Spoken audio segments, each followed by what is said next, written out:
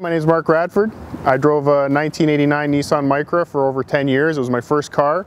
Today I'll be driving the 2014 to see how it compares.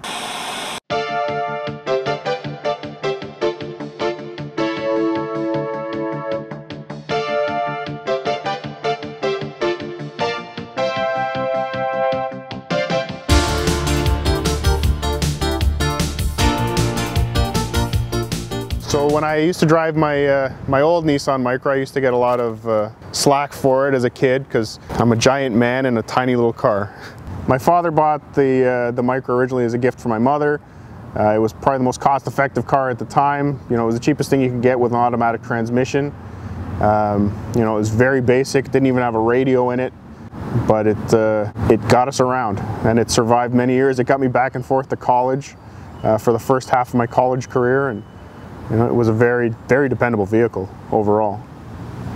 First, let me put the seat all the way back. It's a nice, simple interior.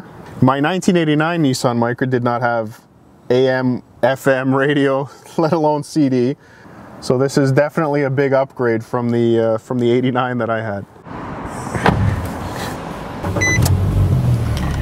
Like, the seats feel nice, the material of the seats feel good. It doesn't feel like a cheap car. I mean, I drive an Altima as well, and it's, you know, comparable feel. I think for this car, the $10,000 price range kind of base model is where you'd want to be. When you start looking at the $16,000 price range, I think there's a lot better options out there at that price point.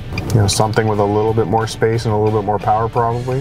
When you start optioning this thing up, it's probably pricing itself out of its market, unless someone's in love with the styling and the look of it. I mean, I think there's a lot better options at $16,000 than something like this, but at $10,000, I think it's miles ahead of the competition, you know, in that low teens kind of price range. The Micra was a nice drive. Again, when you factor in how much it costs compared to the drive, it was probably good value for the money.